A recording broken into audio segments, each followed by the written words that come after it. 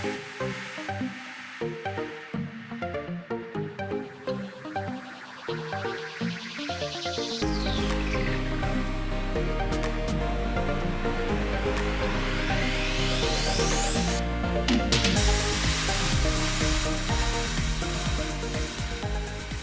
evening, ladies and gentlemen. My name is Asad Lalji. I'm the curator here at the Royal Opera House, Mumbai.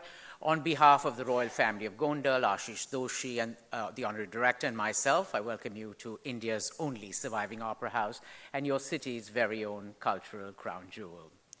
Standing tall on a foundation of a rich theatre legacy, the Royal Opera House continues to be a vibrant hub for the dramatic arts. Our diverse programming boasts for more than 300 presentations covering Broadway-style musicals, classic English productions, and contemporary experimental works.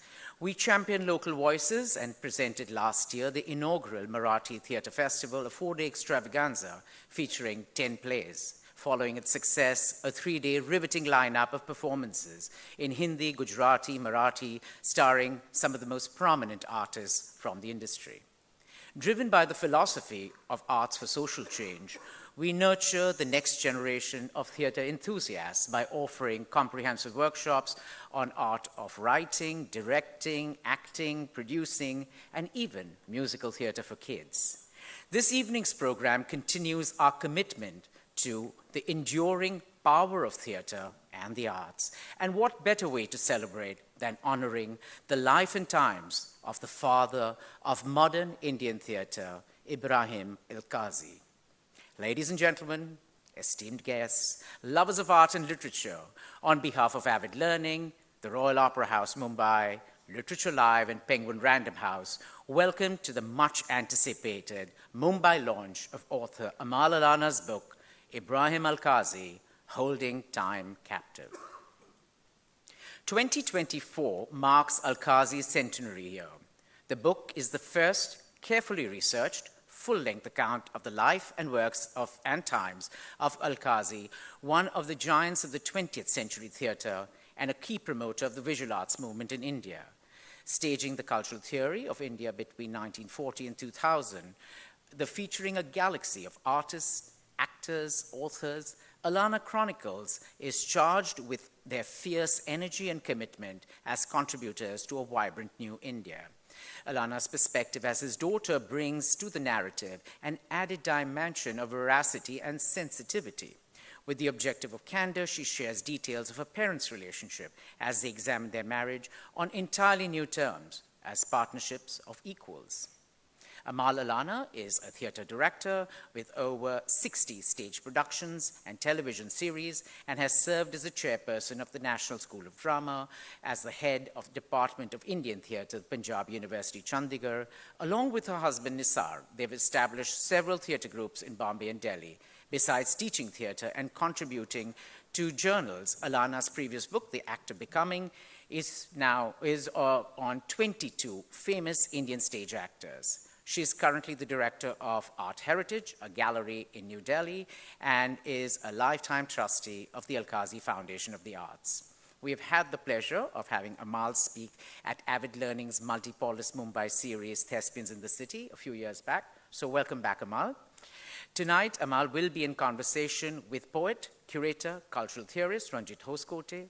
Ranjit's extensive knowledge of contemporary Indian art and his profound understanding of the cultural landscape will enrich this discussion. We're excited to continue our long-standing collaboration with Literature Live and Penguin tonight, and it holds special significance for me, as my first project at Avid was managing the launch of Literature Live Festival Partnership in November of 2010. This evening, we will begin with a short film on Ebrahim Alkazi. The conversation will then be bookended by readings by Sonam Karla and Rehan Engineer. Sonam is an award-winning singer and composer, as well as an actor at Amal and Nisar's theatre company. She is no stranger to Avid, where she has presented her amazing Sufi gospel project. She's performed at music festivals and prestigious venues across the globe, including the Royal Opera House. Rehan Engineer is a director-actor who works in Bombay and Delhi. His experimental productions have been seen in the capital as well as theatre festivals around the country. Thank you all for joining us here in such great numbers to celebrate the legacy of Ebrahim Alkazi. And now, the show must go on. Thank you.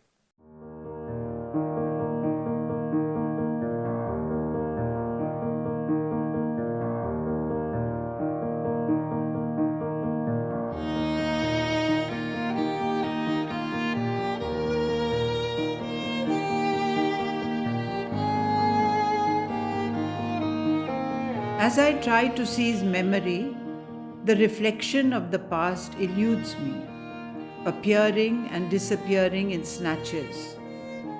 Though shadowy and fragmented, my attempt is to control the past, slow it down, allowing me an opportunity to linger on those lived moments that I had but faintly registered as they were happening around me as I grew up.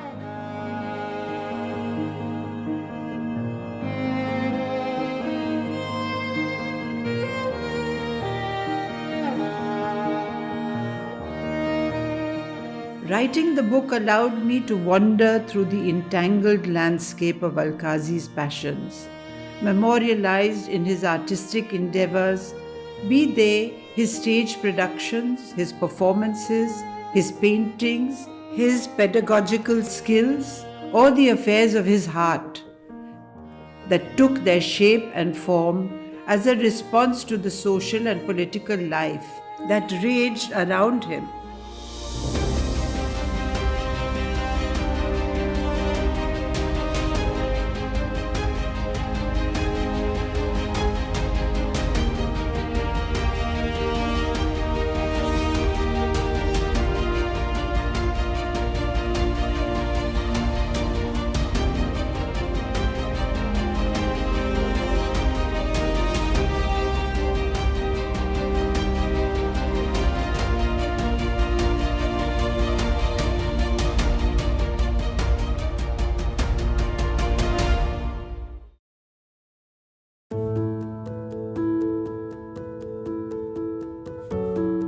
As a result, Alkazi's most important theatre productions, paintings, audiovisual programs, or the art he supported spoke of the apocalyptic and senseless nature of war on the one hand, and on the other, evoked a sense of rejuvenation of the human spirit, soaring towards the creation of a new world that embraced the idea of a new universalism that included cultures from across the world.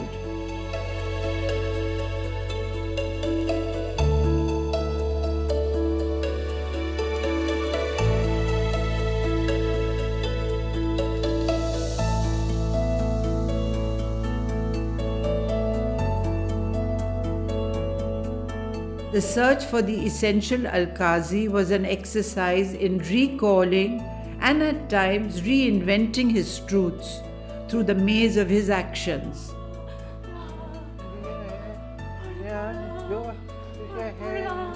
As much as through the sparkling exuberance of his personality, his overflowing compassion for all human beings, coupled with his somewhat arrogant, self-righteous insistence on that which needed to be done.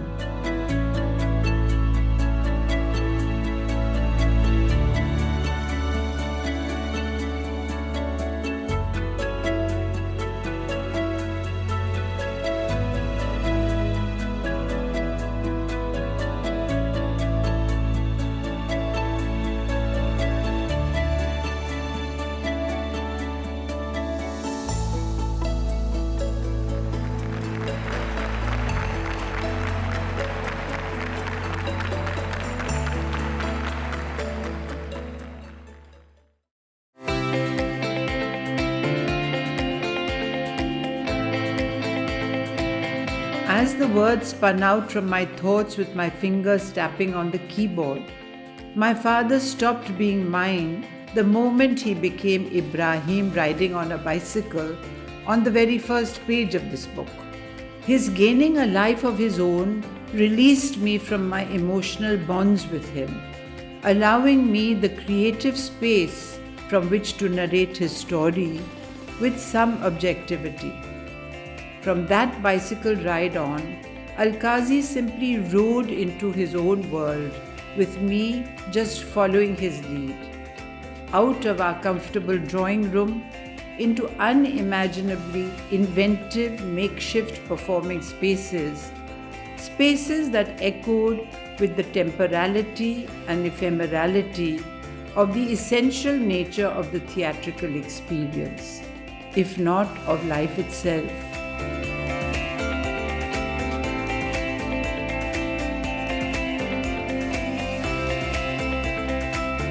Here, Alkazi ignited the imagination of those around him with innovative ideas and the energy and excitement to become pioneers and builders of a new India of their dreams.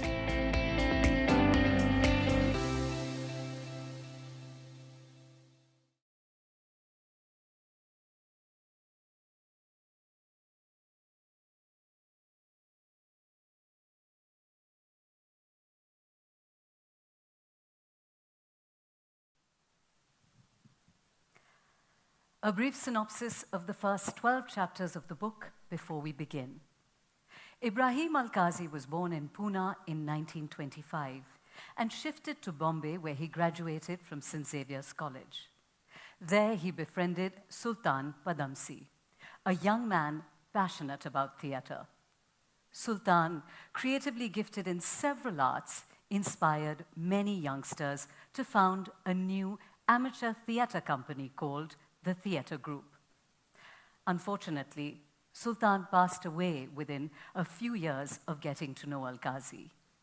Roshan, Sultan's sister, soon married Elk, and the couple took charge of the Theatre Group. In 1947, a baby daughter, Amal, also known as Uma, was born. It is now 1949. Elk has enrolled at RADA, deciding to equip himself to practice theatre seriously. His two close friends from Bombay, Nissim Ezekiel and Francis Newton Souza, have, on Alkazi's suggestion, traveled to London as well.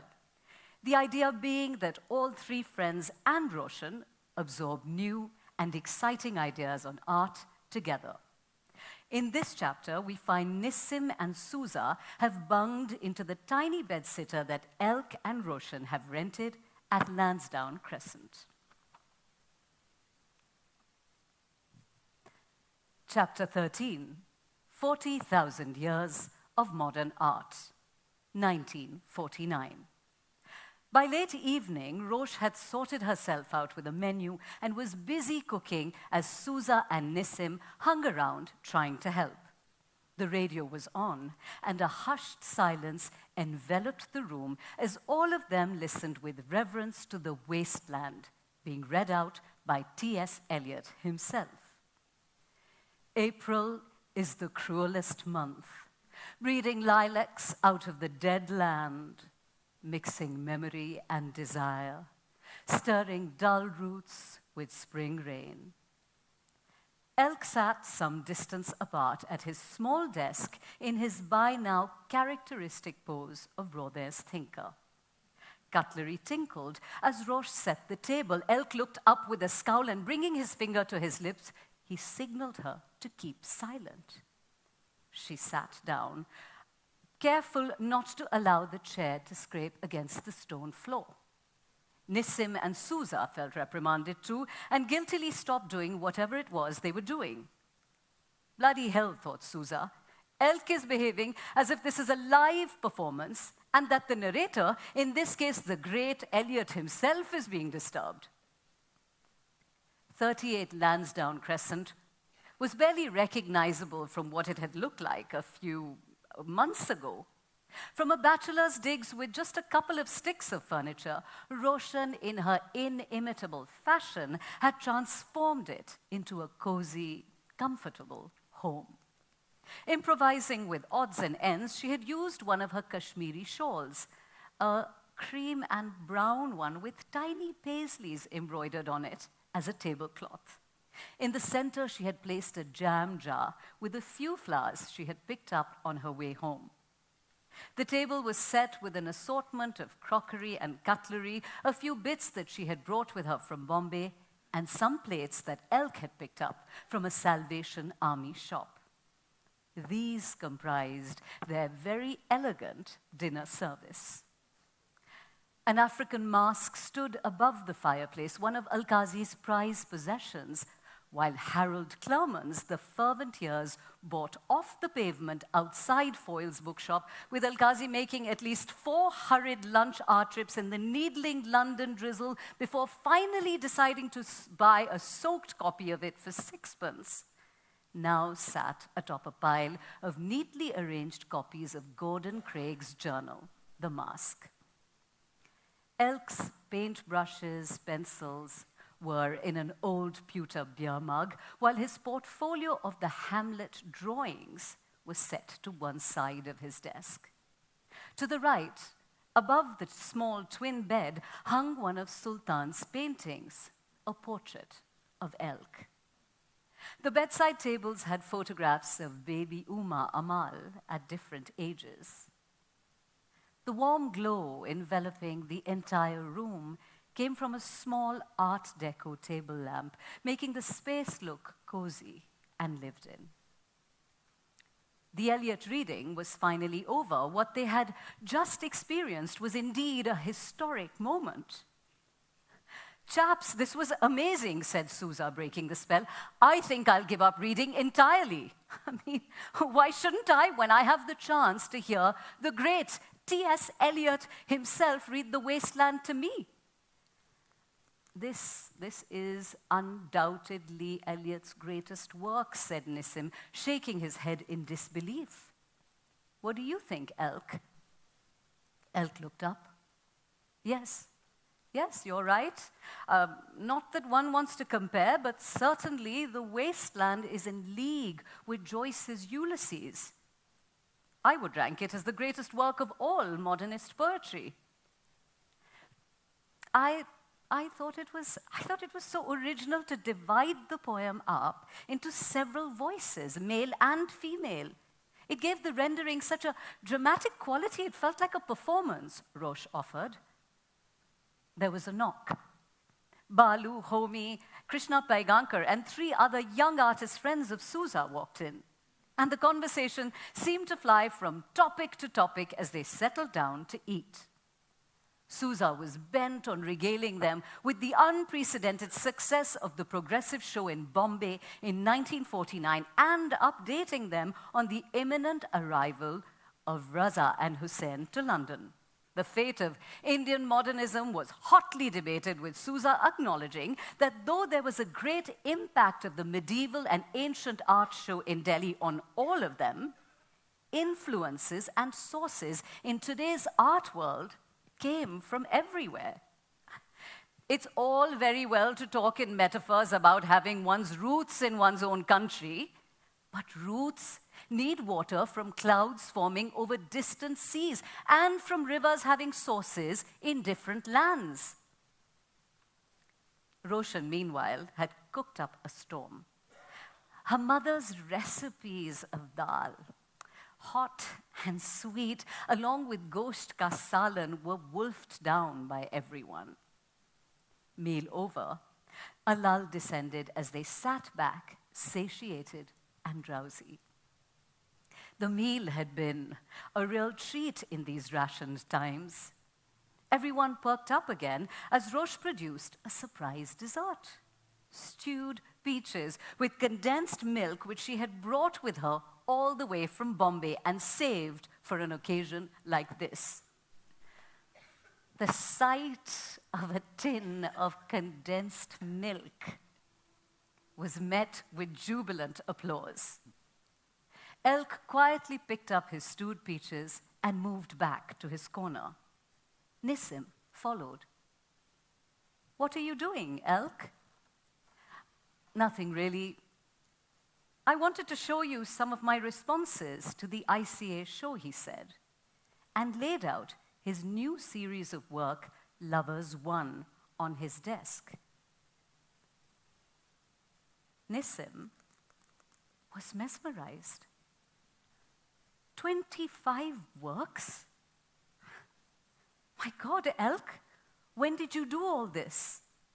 In the background, Sousa's voice was rising to a fever pitch, and I told them to piss off. They just could not understand my intentions. I'm telling you, it's a bloody racket.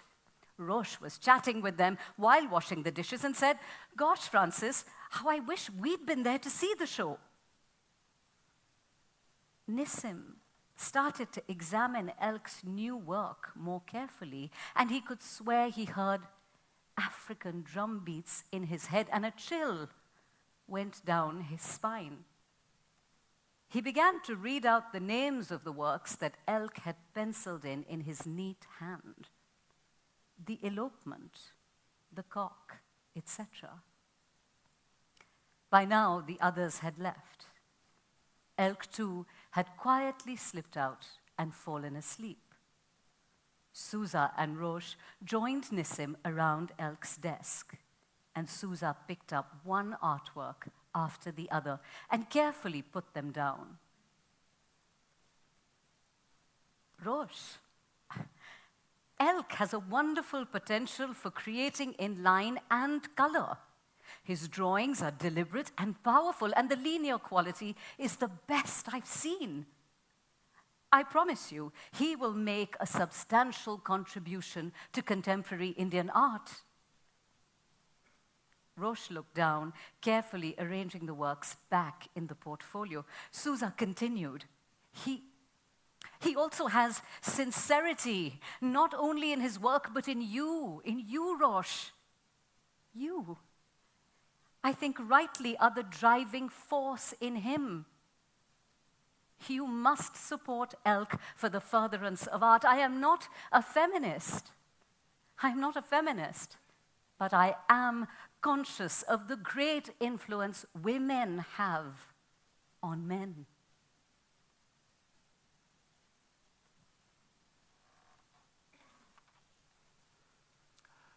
Alkazi has returned to Bombay after completing his studies in England. He has immediately launched into conducting intensive workshops for training in different aspects of theatre. For members of the theatre group, as well as audiences, the kind of modernist productions mounted by Alkazi, using a unique approach to sets, lights, costuming, and performing sites, have never been seen before. He receives critical acclaim from stalwarts like designer and critic Rudy von Leyden for his productions of controversial texts, such as Strindberg's Miss Julie, as well as Chekhov's The Proposal.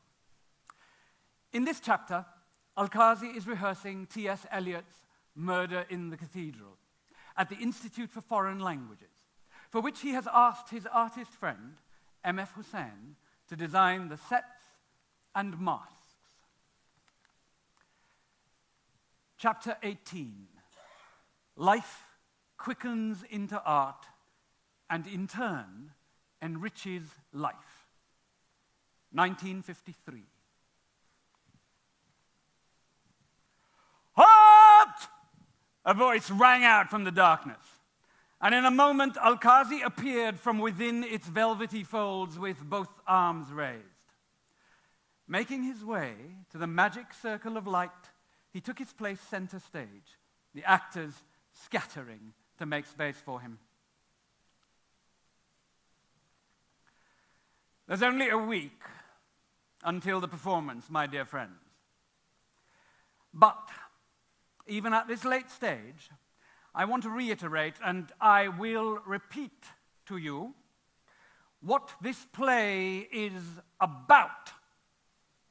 What it is essentially about. Because what we have seen here today is unacceptable. Unacceptable, he roared, bringing both his arms down with a thwack to his sides. Alkazi took a step forward and kicked one of the crates lying around to emphasize his point. It fell just short of Firoza Cooper's feet. The young actress winced and stepped back to to avoid becoming its target. Silence. Then Alkazi sprang to her side and put his arm around her shoulders. "I hope you're not hurt, Lavu." She demurred.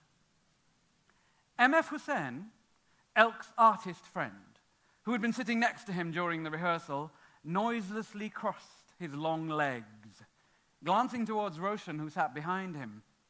Feeling uncomfortable, Hussain was not quite sure whether or not to make himself scarce. Barefoot, his long toes curled in and out. What we have just witnessed is a performance of tired, exhausted, worn-out, old women.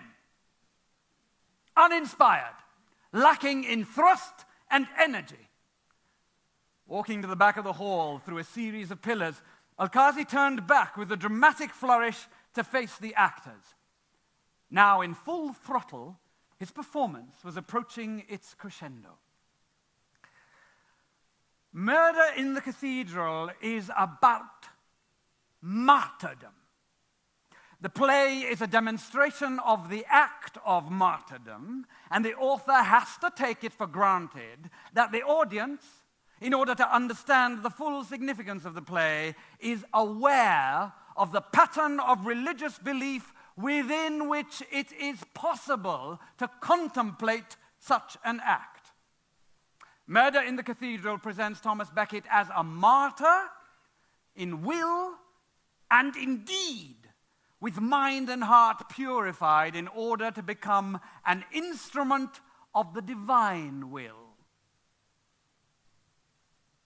The actors had never heard a person talk with such intensity. Eyes gleaming, Alkazi's passion energized them and made them feel like they could achieve what he was asking of them. Now, his sharp eyes panned in an unblinking stare from one face to the next.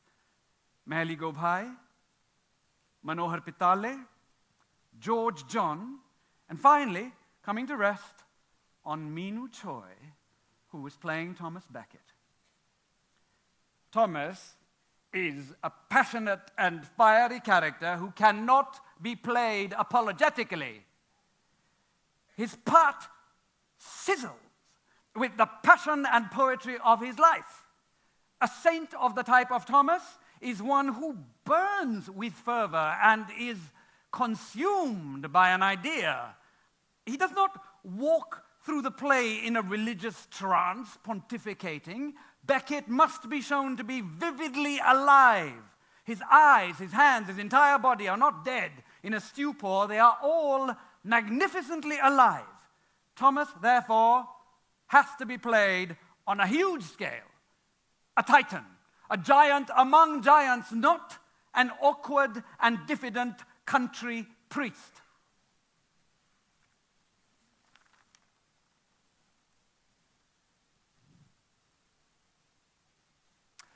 It has now been several years since Alkazi has been running the theatre group, shifting its headquarters to the Bhulabhai Desai Institute, where a large number of artists, painters, dancers, and musicians have their studios. Although he has expanded the activities of the theatre group to include workshops on several art forms, including actor training, he finds a certain resistance on the part of theatre group members to his larger vision, and feels that the group continues to lack a seriousness of purpose.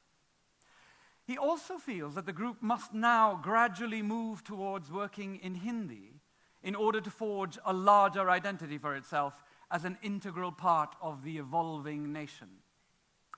In this sequence, he presents an ultimatum to TG members. Chapter 21, The Breakup, 1954.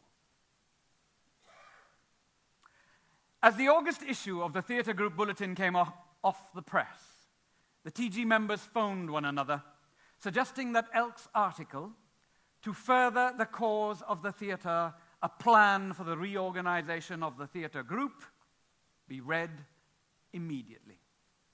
They did not entirely comprehend what it was that Elk was trying to say through it. Did he mean to change the constitution of the group? How was that possible? Within a few days of its publication, however, Elk invited all the TG members to a meeting on the terrace of the Bullabhai Desai Institute.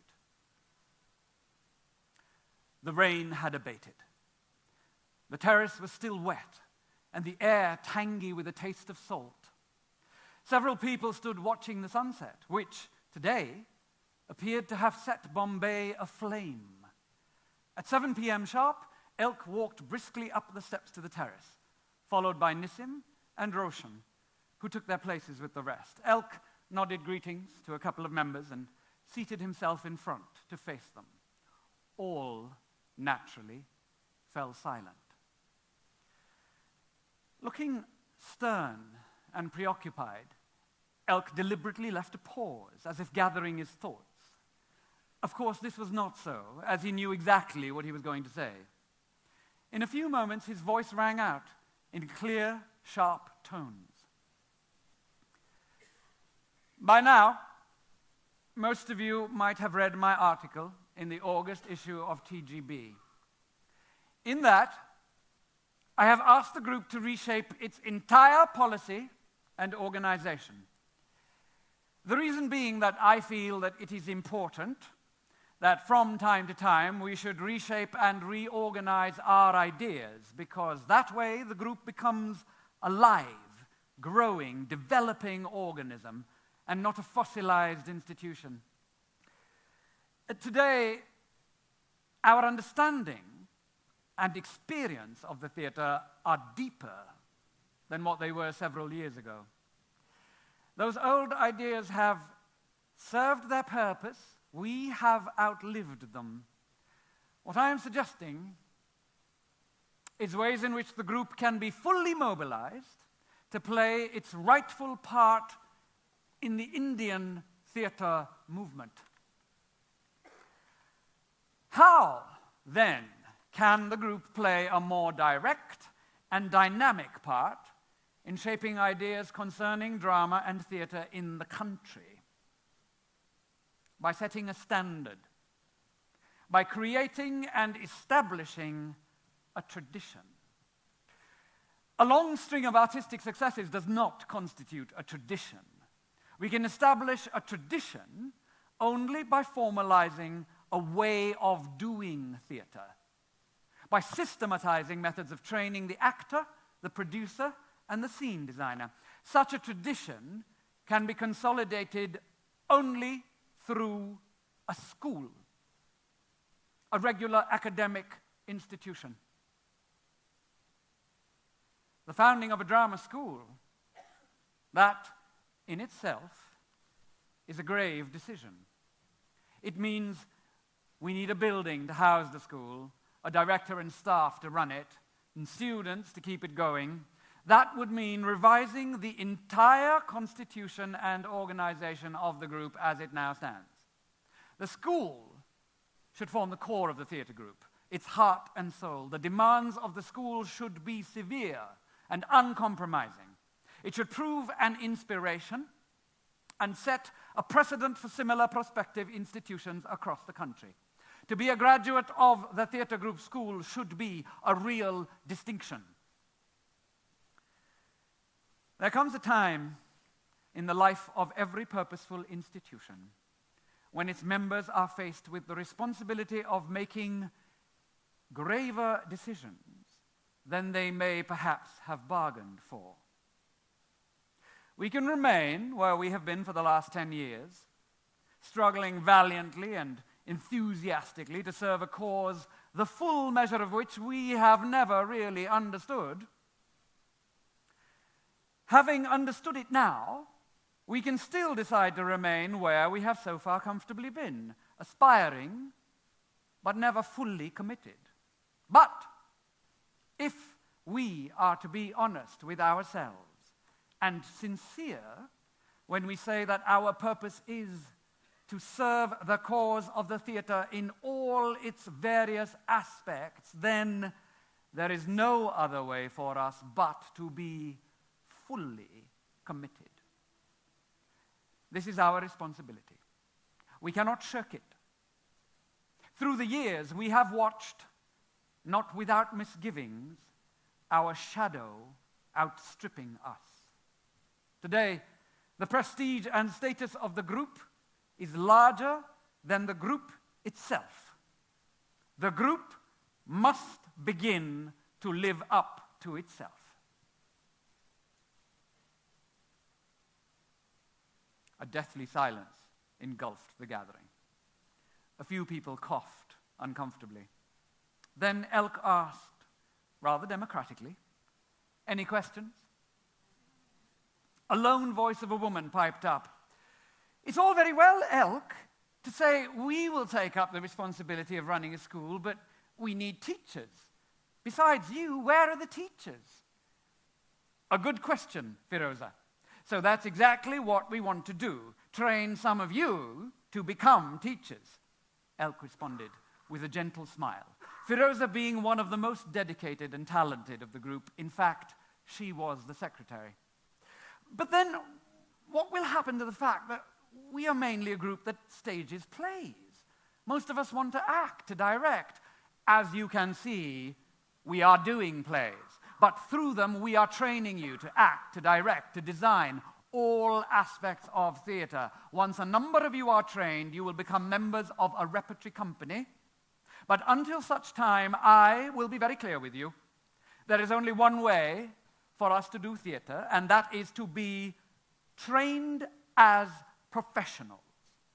I am trained to do theater, and I have set down a pattern and developed a course. And frankly, I think there should be only one director in the theater group.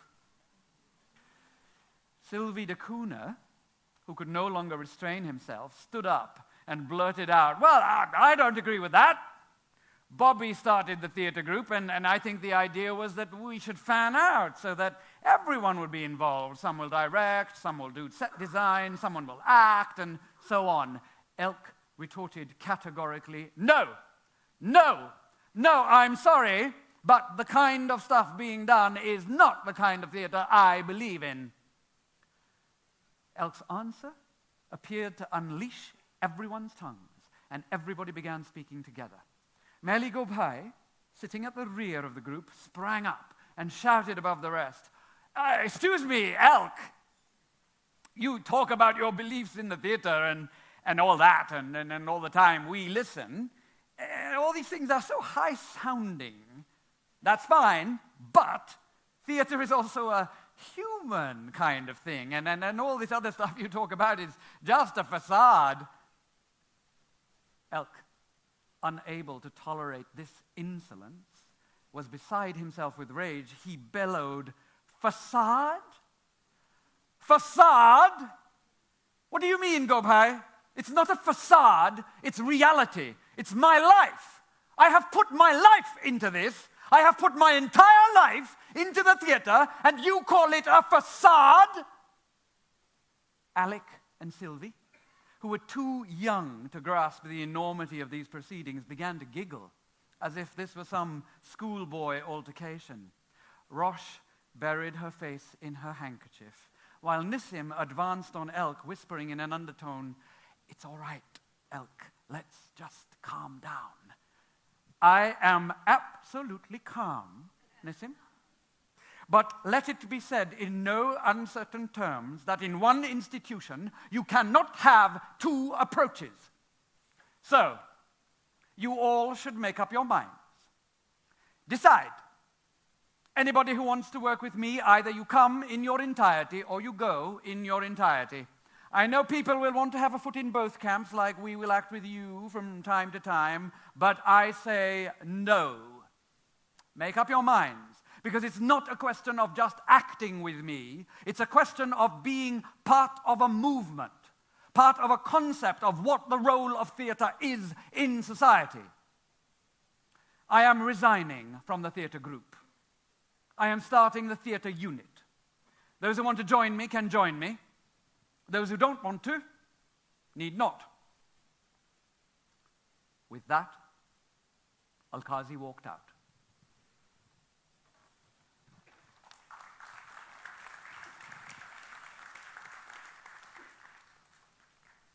This, however, is not the only rift Alkazi is dealing with.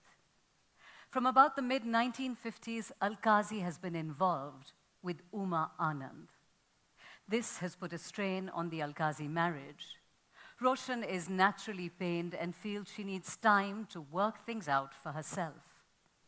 Very keen on dance, she discovers the great Bala Saraswati as her guru. Roshan makes several long and short trips to Madras during this period.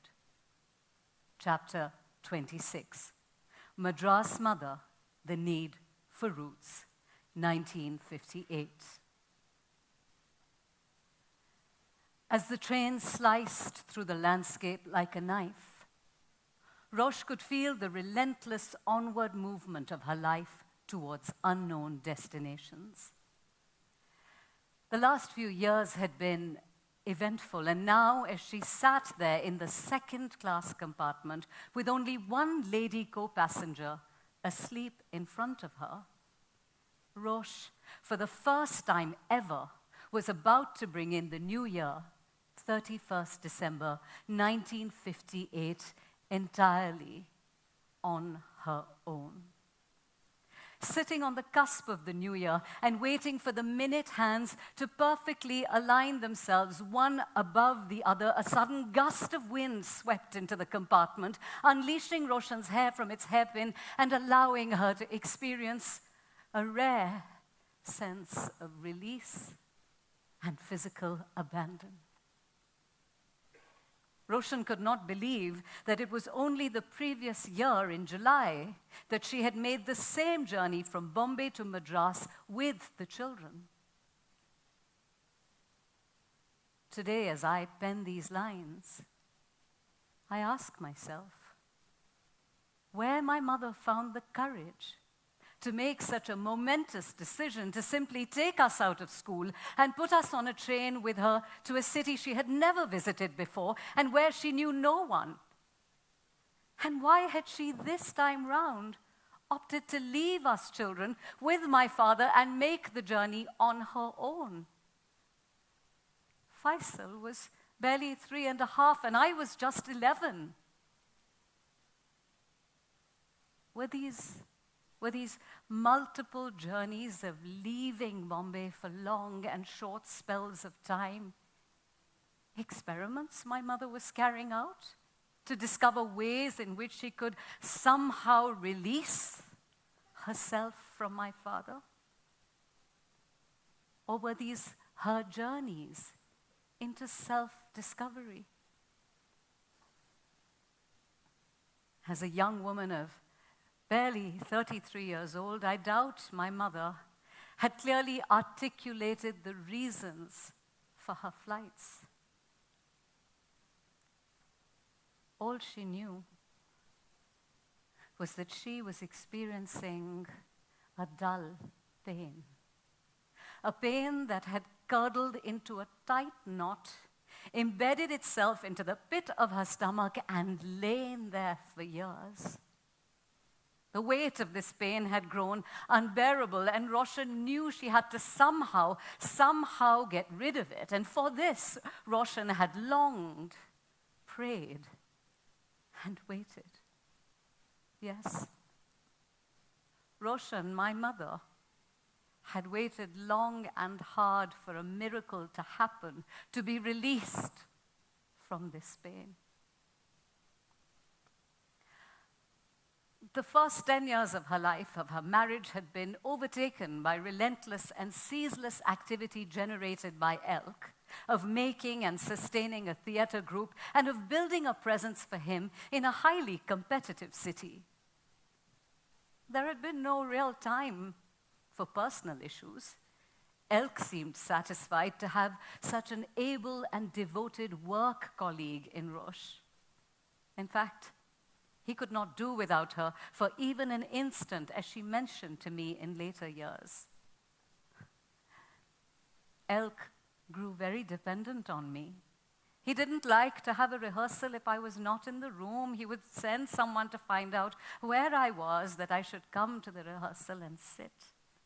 And I suppose I did everything for the play, from ticket selling to costumes to any other donkey work that is needed for a production. So I was indispensable, and I suppose that was the strongest thing, that I was indispensable to him in his work. But that was not the only role Roche wished to play in life. She was a person of far deeper probing, a person who was in search of herself, actively, relentlessly, and intimately. Roshan reflected on herself, her life, the inner needs of her soul, and her needs as a woman. Only knowledge of all of this would give meaning to life, she would say. Roshan was also an avid and eclectic reader of not just fiction and poetry, but also works that opened up new ways of understanding the human mind and human behavior. Psychoanalysis, especially the unconscious and the inner world of dreams, fascinated her. Freud, Jung, Adler, and of late the new books by Simone de Beauvoir that voiced a radical new philosophy, existentialism, where ideas of free will, desire, rights and responsibilities, and the value of personal experience were explored through the lens of gender. In The Second Sex, Beauvoir opened up a Pandora's box on subjects like marriage, partnership, and fidelity, provoking Roshan to look beyond the conventional understanding of marriage, and she sought to involve her husband, Elk, in the exploration of these exciting new topics. They had intense discussions regarding the new kinds of relationships between men and women that bore little resemblance to the prudish Victorian marriage standards of the day. Roche cited that Simone de Beauvoir and Jean-Paul Sartre had entered into a lifelong soul partnership that was sexual, but not exclusive, nor one that involved living together. What do you think, Elk?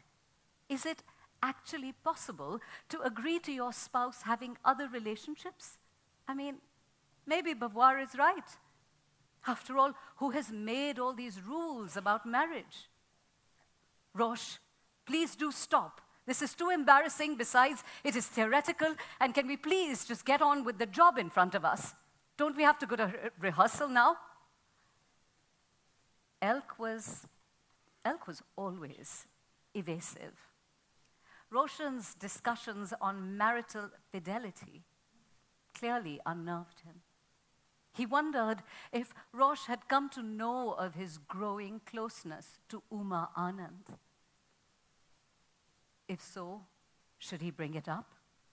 Should he bring it up and make a clean breast of it? He did not like to be so secretive. It made him feel somehow unfair, impure, and dishonest. And the last thing he wanted to do was be dishonest with Roche.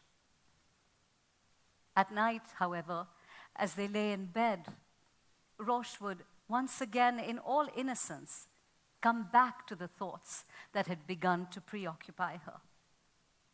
You know, darling, I read another bit in The Second Sex which mentioned that women are as capable of choices as men and can take responsibility for themselves and choose their own freedom. That's true, thought Elk. Uma, as a married woman, was independently deciding the steps she was taking with regard to her relationship with him. And if he did not feel Uma was wrong for loving him, then could Roche not do the same too? Surely she too should be able to choose her life and her partners. After weeks of internal debate and torment, Elk confessed to Roche that he cared for Uma, but that in no way did it diminish his love for her, his wife, and the mother of his children.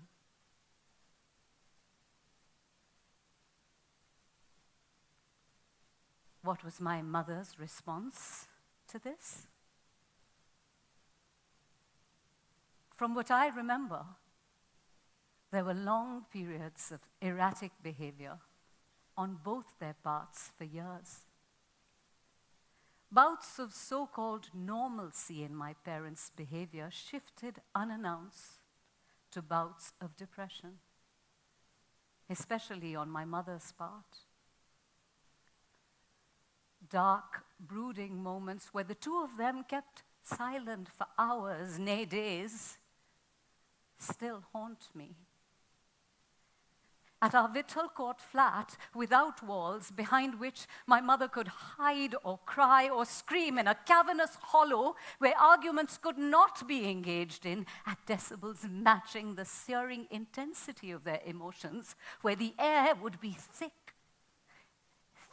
with unspoken accusations, a sense of betrayal and unexpressed pain.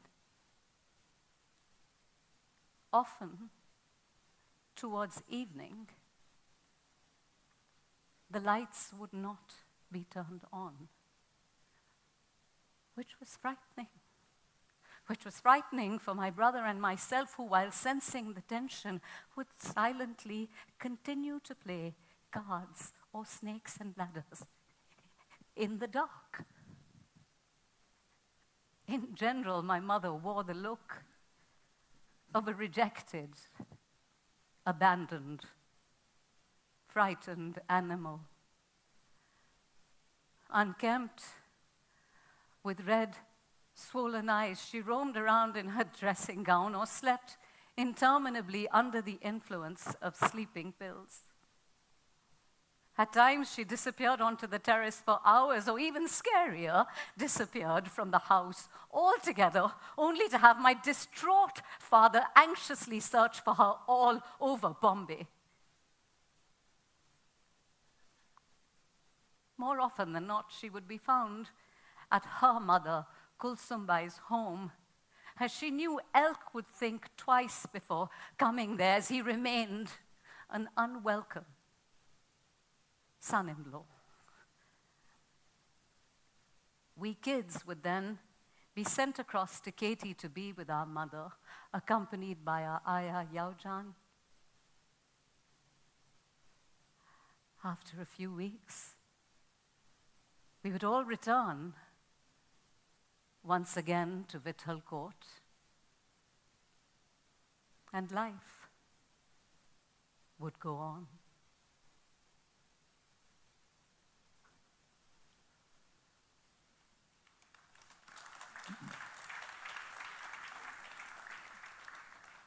Alkazi is keen to provide Bombay audiences with regular weekend theatre fare and have a space where the performances of his student actors can grow and develop over longer runs. He designs a small open-air theatre on the terrace of his building, Vittal Court, at Kambala Hill, which he finances by liquidating the meager life insurance policies of his children. This perfectly proportioned open-air theatre is named Meghdut, or Cloud Messenger, after Kalidas's Sanskrit classic Meghadutam. Here, Alkazi's productions gain an epic grandeur by virtue of being performed under a vast canopy of stars. Chapter 27, Alkazi's Women, Agents of Change, 1958 to 1961. Meghdut elevated Alkazi's stature considerably. Artists, intellectuals, students, and visitors to Bombay all made it a point to attend performances there. The fact that it was a strenuous climb up 6 flights made it even more offbeat, giving it an air of being an avant-garde, experimental space. Catering to a limited audience of just 80 to 90 people in all also gave it an air of exclusivity. It was always house full. One evening, Hussain arrived to watch a show of Medea. Little did we know that he had brought his drawing sheets with him and was sketching away in the dark. Mysteriously disappearing after the performance, he returned early the next morning with a rather bulky portfolio tucked under his arm.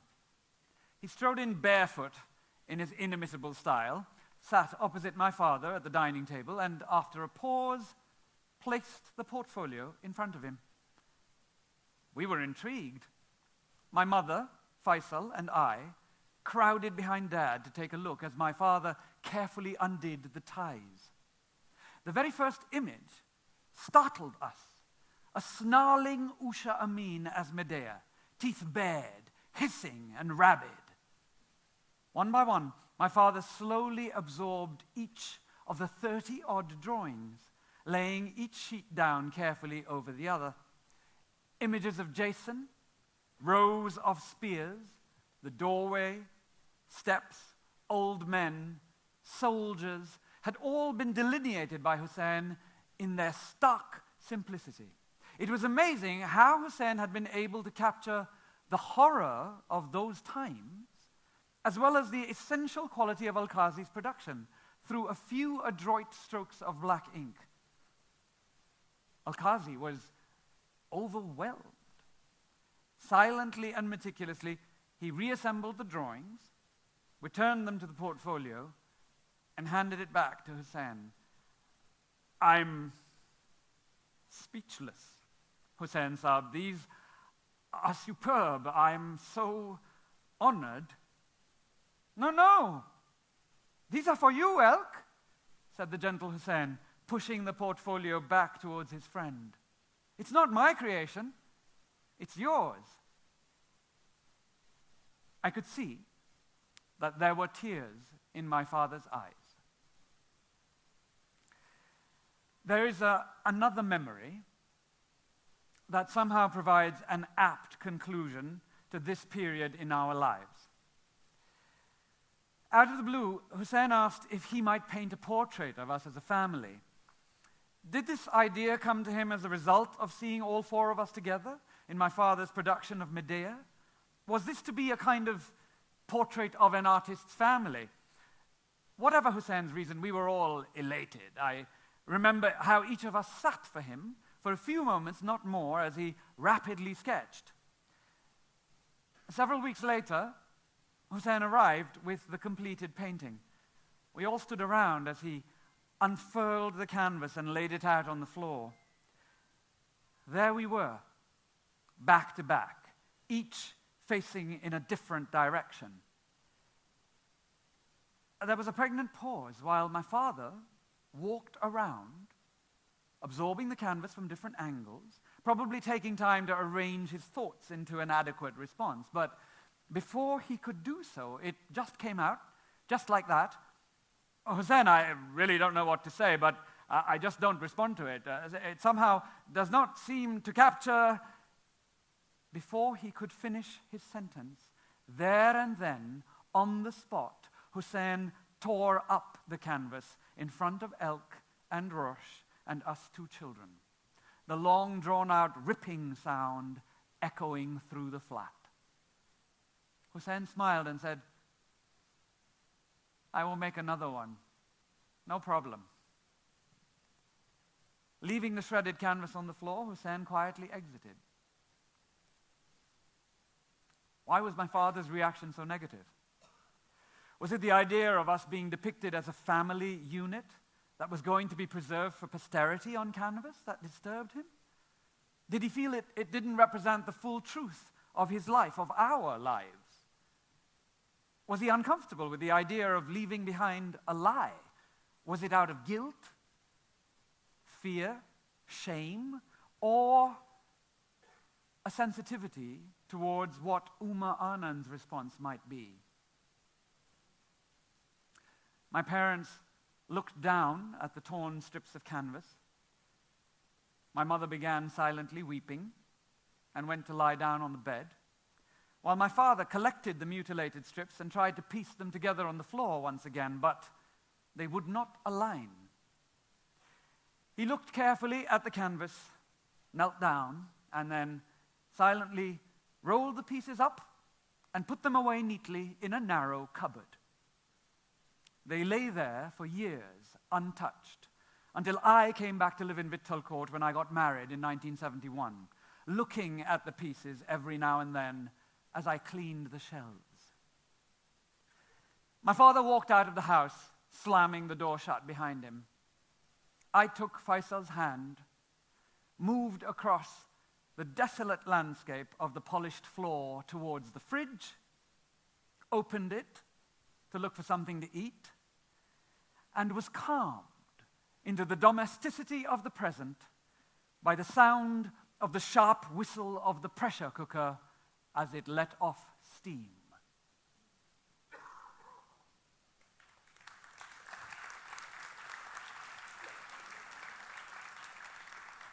Thank you, Rehan and Sonam, for those wonderful readings. I'm sure the audience is very excited to have you guys back post the discussion. And now, the moment we've been waiting for, we'd like to extend a warm welcome to Amal Allana and Ranjit Hoskote to join us on stage to begin the conversation. I just want to begin by thanking Sonam and Rehan for those incredibly magical and deeply moving readings from what is truly an extraordinary book. And Amal, I want to congratulate you on having undertaken this project, which has powerful emotional resonances for you. It is a biography of someone who was seminal to several fields of cultural endeavor, to theater, to the visual arts, to pedagogy, to institutes, an institution builder. I loved that moment when, in instructing the hapless Mino Choi on what it means to be Beckett, he says, he should be burning with fervor. That seems like a very good description of your father. Certainly, I remember him like that. I think he must have been in his mid-60s when I first met him, and then he was still incredibly burning with fervor. But it's also a portrait of both your parents. It's also a portrait of I never once called her Rosh or Roshan. She was always very properly Mrs. Alkazi. And it's also a cultural history. So I want to begin, before I ask you about your choice of form, the kinds of research that went into this, I would like, because we entered with the readings, we, entered the book in medias res. If we could speak of the rich backgrounds, the contexts from which both of your parents emerged, if we could begin with Alkazi, because to me, he's always seemed to embody a cosmopolitanism that goes back centuries. This is the world of the Indian Ocean, where people came from the Arabian Peninsula, made their homes here, the other way around. And, he's often described as Saudi, and I've wondered about that, because the Alkazi family, its connections to India go back to many years before Ibn Saud ever took charge of the Arabian Peninsula. So could I ask you to talk to us about this history which informs this incredible figure, contributor to modern Indian culture, post-colonial Indian culture? Well, I think in the earlier portion of the book, actually, I begin the book with talking about Alkazi's background, his father coming to India and settling down over here, a very modest man, a man of no means at all, who has no money at all, who settles in Bombay as a spice merchant. And he hails from Najd in Saudi Arabia, barren land, absolutely, probably the most poverty-stricken part of Saudi Arabia, and then later to become a very powerful and a very rich, once oil was discovered, of course, many, many years later. But Hamid Alkazi, my grandfather, trudges across and comes to India. I don't think he knows he's going to come to India. It just so happens that he comes to India. But what I find remarkable about this endeavor is that a 15-year-old Saudi Arab man comes in search of his fortune, so to speak, to make his life. And we find that his life is not all about making money. Though it is a very big part of his life, he is poverty-stricken, he has to find a job. But what is really remarkable is that my grandfather too, which we all came to know about much later, was a poet, who was a closet poet himself, who loved poetry in Arabic.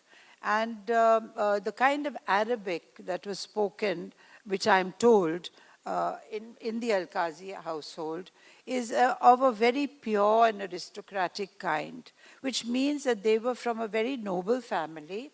They were from a very literate family in Arabic, but of course who found themselves totally at sea in a new place like Bombay. And my grandfather was totally enamored. He went from strength to strength. He worked with different spice merchants. He was a spice merchant dealing in spices, exporting them all the way. So one is quite shocked that not only my father, but his siblings as well, and he was one of 9, many of them turned out to be artists. And I'm quite shocked that both from my mother's side and my father's side, you find business people, merchants basically, because Jafar Ali Padamsi, my grandfather from my mother's side, was also a businessman of Bombay, but 2 generations earlier coming from Bhavnagar to a place like Bombay, again on bullock carts and rather penniless, we are told. But in both sides of the family, and both were sort of children, there were 9 on either side, so I have plenty of uncles and aunts, and many, many cousins. Many turned out, as you know, the Padamsis are full of artists also, and many of them being theatre artists. So one is just amazed because one always thinks that somebody who is a trader and a merchant is not going to be interested in the arts. But it is amazing that this fertile land to which they came inspired them all to become these kind of new people, the new Indians, the new cosmopolitan Indians, and to reach, statures and make contributions to the world of culture in such a remarkable way. Yeah, I had a very moving moment. At some point late last year, there was an exhibition of Beirut across the 20th century at Mathaf, the museum in Doha, and I actually found the work of Alkazi's sister, Munira Alkazi. Yes. And it was extraordinary to think about those other contexts in which also some of the Alkazis had developed their talents, found a new kind of citizenship in a pan-Arab kind of context. Right. And before we come to the Padamsis of Kulsum Terrace, I want to draw you out a little more about what it meant to that's how the book opens. This sense that Alkazi always had of needing to work in a multilingual ethos. Yes. I mean, his childhood was really Pune, wasn't it? So could I ask you to tell us a little bit about that? Well, I think it's a very interesting part of Alkazi that he is not an Indian, but he became an Indian. My father became an Indian. And it's very interesting that since he obviously did not find, there were like-minded Arabs, of course, living over here in Bombay, but he gravitated towards straightaway Xavier's College and Sultan Padamsi. And once he found himself in a milieu that was culturally alive, he responded immediately. He was a great debater in college. He was a great debater also, I believe, in school. And he participated a lot in school productions when he was a young child. But he was surrounded by a society, and in the early chapters I mentioned that Pune was multilingual to some extent. Pune was multicultural to some extent, because he talks about the compound in which they live, the people who are his neighbors, the Goan neighbors, the Parsi neighbors, they're the Memon neighbors, they're the Khoja neighbors, and he talks about the kind of music that they played and how this percolated into his consciousness, how the Lavani and the Paura and Tamasha, all these things were part of his consciousness. So he did not grow up, he grew up in a rather strict Arab household, but at the same time, he was sensitive enough to be responding to a sort of a multicultural kind of environment. And of course, the British were there. Of course, he also had teachers in school who were Swiss, who were German, who introduced him to literature that he was reading at a very young age. So I think he found that he was not singled out as being different among people who were all very different. And he liked that. And he responded very positively to that. And I think he then started basing all his ideas on a kind of a multiculturalism from which one could draw, from which one could make an identity for oneself. And Alkazi's identity was always of an outsider. He was an outsider, but he was also an insider. That gave him a very good pivotal position, you know, because it was also a good political position to be in, because he did not have a constituency of people who he had to, you know, further their language cause or further end their cultural cause. So he was always in a majority of one.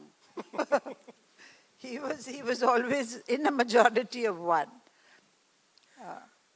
I want to take those thoughts now to the Padamsee side of the family, because they also, and you've brought this out beautifully, and we know of it also through your mother's cousin, Akbar Padamsee, who would always talk to us about the Ginans, how at some point these Ismaili hymns were really undistinguishable from Vaishnav hymns. Right. And there's a great confluential background to the community.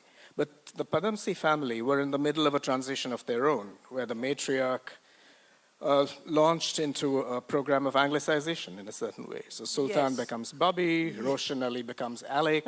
Yes. So could you open all that up for us? Yes, so my grandmother was, you know, here, she's a person from Dongri, and she's the Padamsee Wadi is in Dongri, and the entire Padamsee. My grandfather and his brothers all live over there. And Kulsumbai Padamsee is very keen that her children learn English, and so she hoists them, and she sort of also twists my grandfather's hand that he should start buying property at Colaba Causeway, and this is the place where one can be upwardly mobile. And she shifts. So you can imagine a Khoja family, the rest of our family, all seeped in Dongri, and Kulsumbai shifting to Colaba Causeway and putting all her children in an Irish school run by Irish spinsters, so on Pedder Road. And, you know, this is a very private boarding school which they go to, all of them, from Bobby, Roshan, Jerry, etc., down the line. They are all boarders, weekly boarders at Miss Murphy's school. And all their names are changed, and they all have these anglicized names.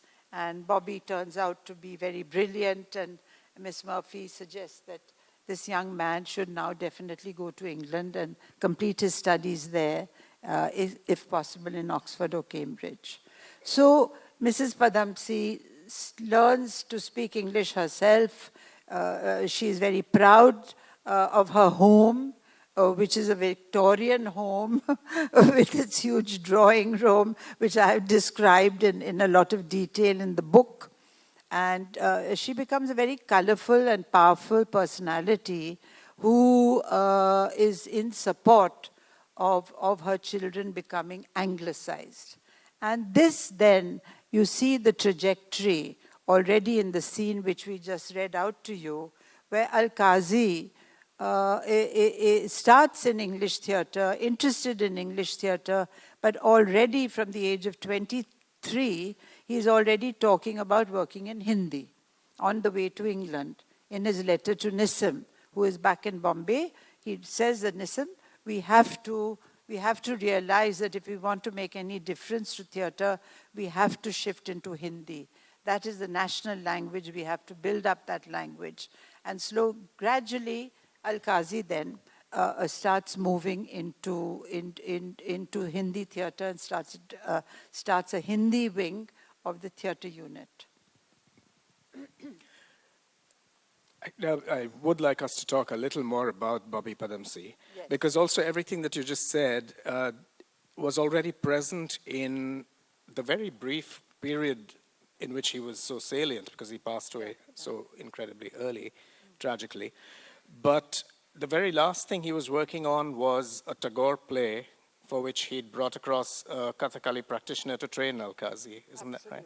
So could we discuss this a little bit, this cosmopolitanism in mid-1940s Bombay, which wasn't only about looking outward to Strindberg and Ibsen, but also about looking to Shantiniketan, to the Tagorean experiment, and to traditional lineages of the performing arts.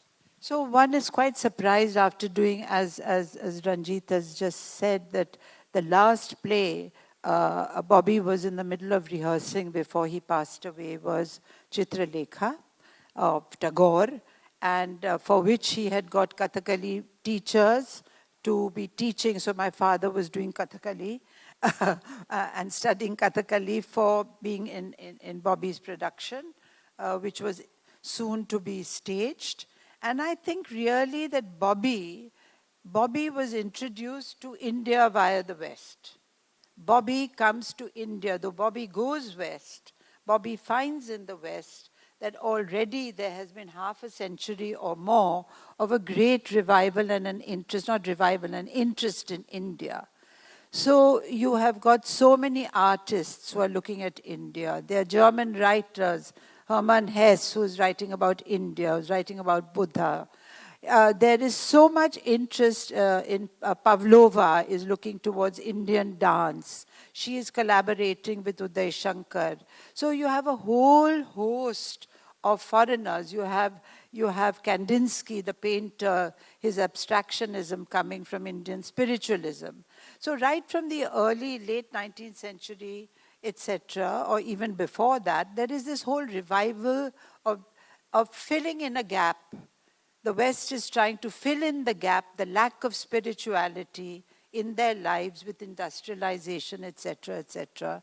So they are trying to fill their lives, and they're looking towards places in the East. They're looking to places like India for a spiritual renewal of some kind, and a back to the roots movement. There's a back to the roots movement. So it is Bobby who then is very interested, when we talk about Bobby being interested in the work of Diaghilev, because Diaghilev, the great Russian impresario, is somebody that Bobby admires completely.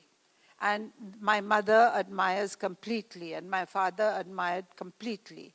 And why were they admiring Diaghilev? Diaghilev was not only looking to the East or staging operas as an impresario.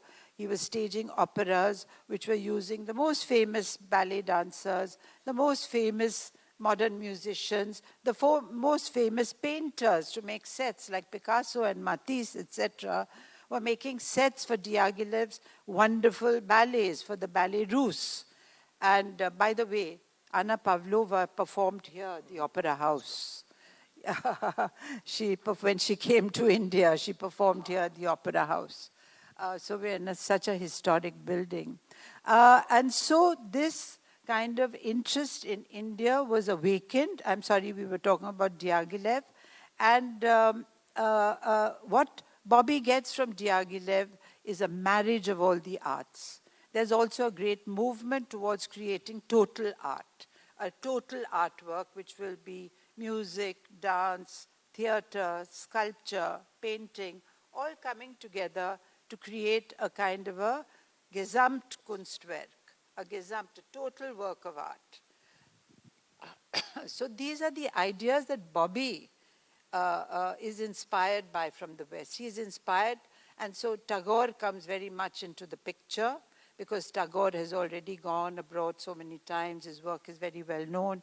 He's one of the most famous Indians, the famous Indians abroad, and etc. So it's a very, very rich period where there's the East-West connection is so powerful that it's not difficult for Alkazi too, like Bobby. So Bobby brings these ideas of India and Orientalism, a kind of an Orientalism so Bobby has these rather huge, massive, very spectacular, very sensual kind of a visual sensibility that he has, which he then tries to, with young students of St. Xavier's College, he's trying to put up Salome.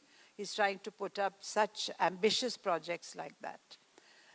So that's the route, and I find that route very fascinating.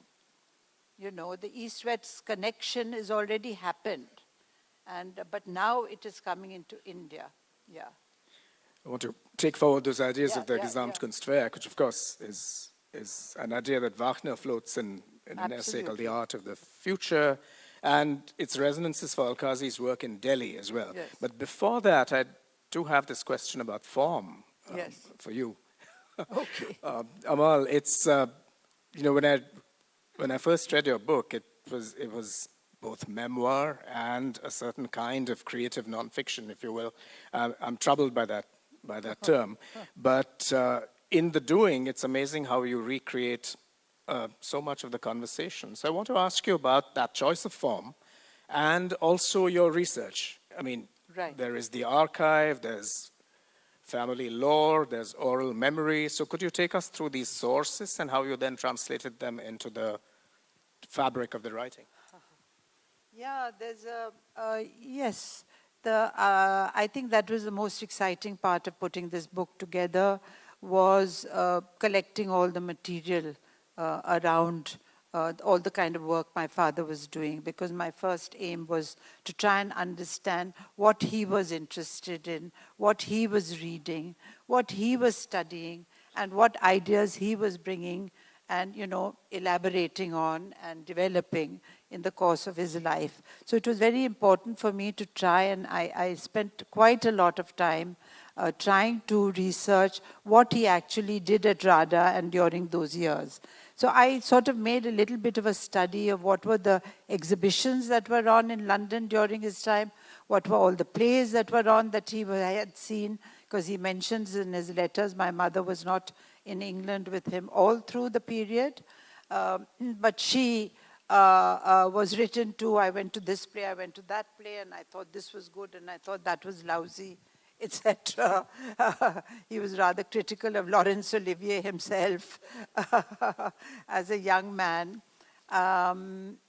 So collecting material about this period was very exciting for me.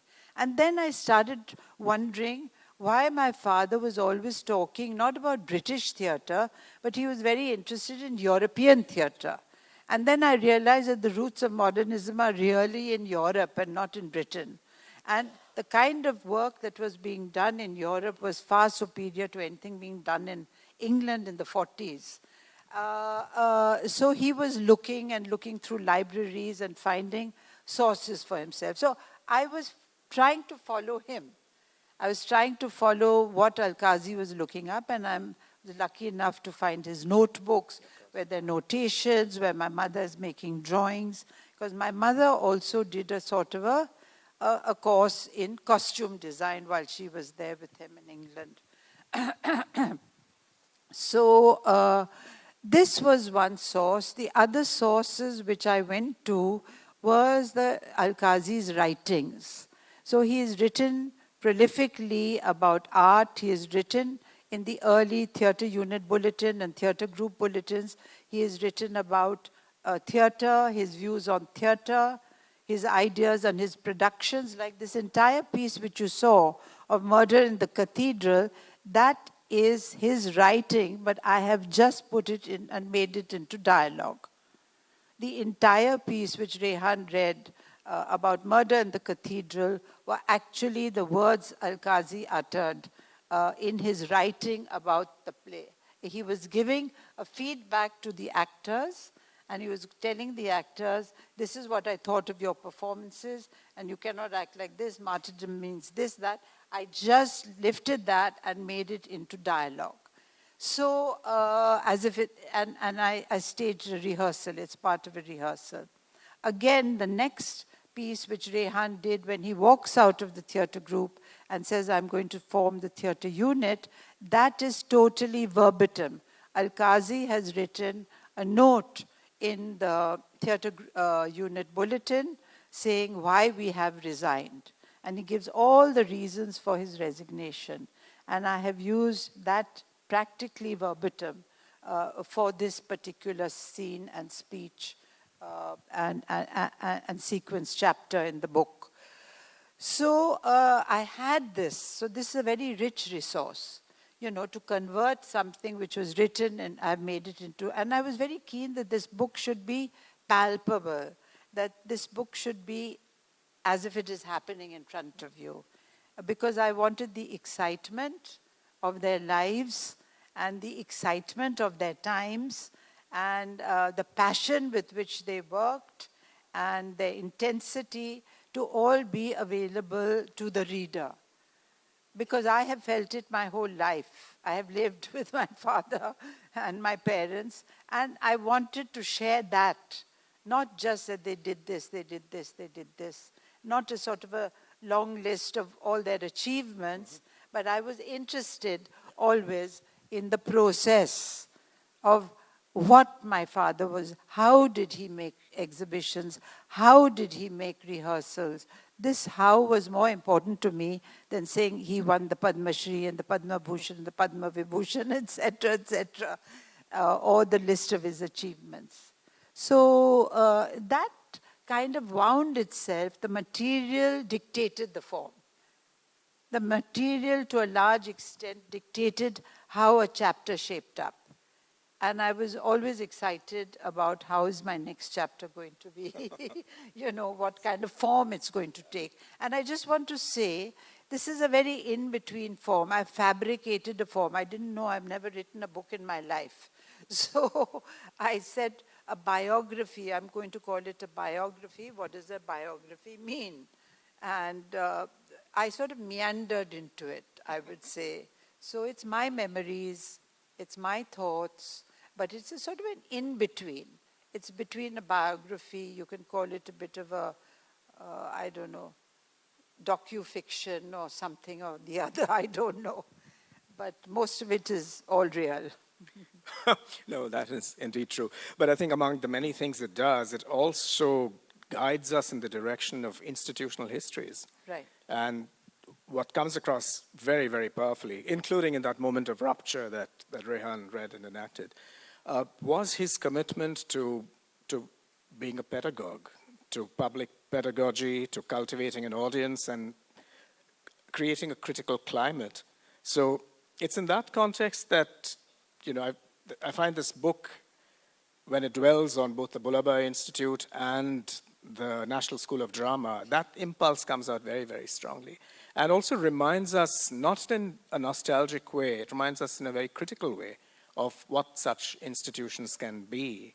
So if you could address this, because eventually you also came to play a rather key role at the National School of Drama. So could you talk a little bit about this dimension of your book as institutional history? Yeah, well, you know, it's a series of institutions. As far as I'm concerned, he was an institution builder. He had not only the knowledge and the know-how, but he had the patience.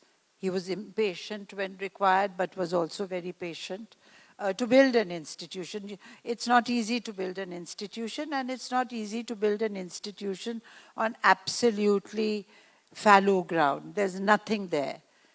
But he looked on his job as a pioneer, and he looked on his job, and he was a very creative person. He was a painter. He was a very good actor. He was a great director. But these things were put on the back burner because Alkazi felt he had to teach direction.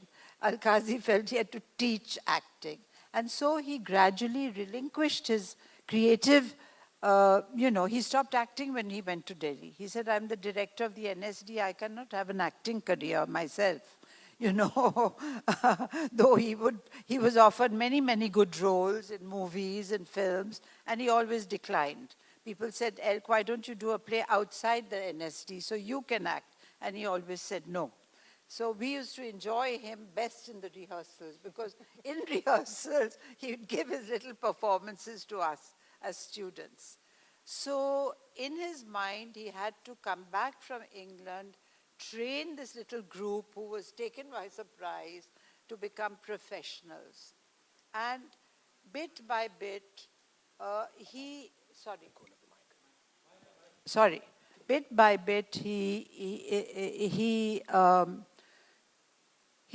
through many ways, which you are well aware of, trained not only people on the stage, but he said he has to train an audience.